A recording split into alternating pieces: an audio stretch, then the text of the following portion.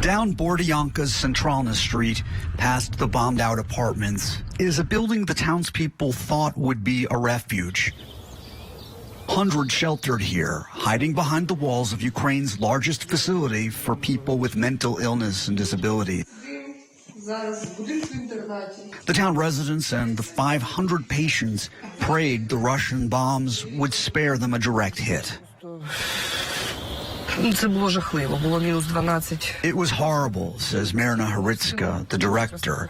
Every single time there were strikes, it terrorized them. She watched as tanks rolled down Centralna Street toward them.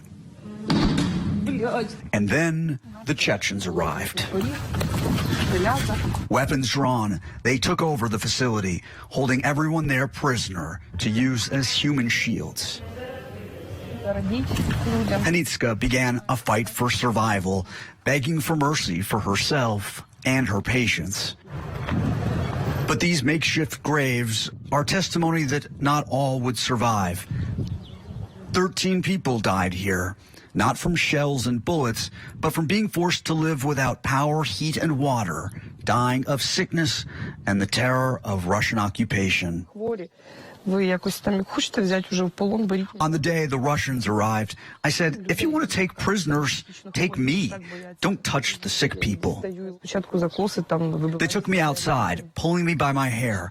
They were looking for Ukrainian soldiers or weapons. They said if they found a single rifle or local defender, they would cut me up, put pieces of my body into boxes, and send it to the fascist Ukrainian president.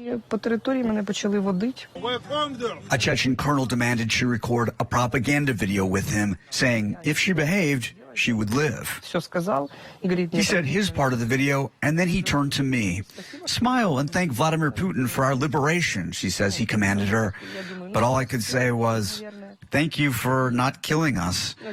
I thought that was the end, and now they would kill us, she says. How did they respond to that?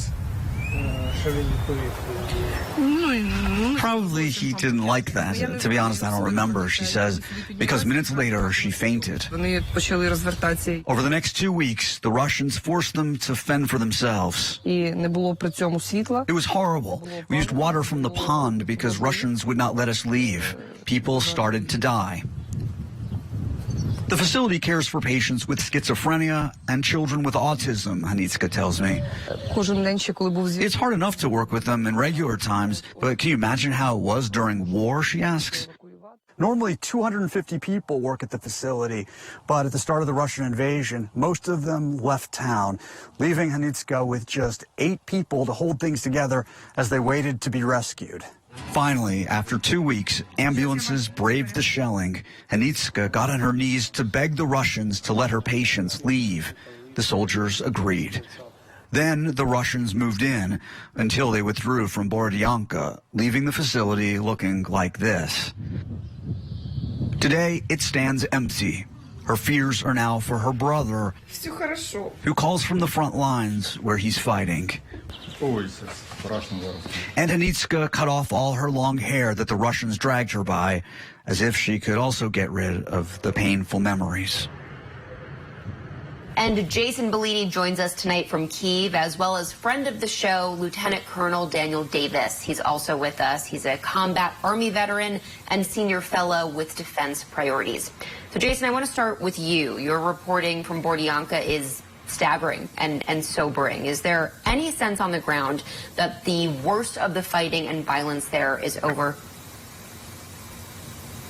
Well, there is a sense of relief that the Russians are gone and don't appear to be coming back, but they've left a lot of traces behind, including unexploded munitions, including mines that are still being cleared, and there's constant reminders, visual reminders of what the Russians did, and there's also the fear, yes, that they will come back. You still have troops that are in trenches all along that highway, the highway that the Russians used to try to invade Ukraine. They're still there. They're still ready.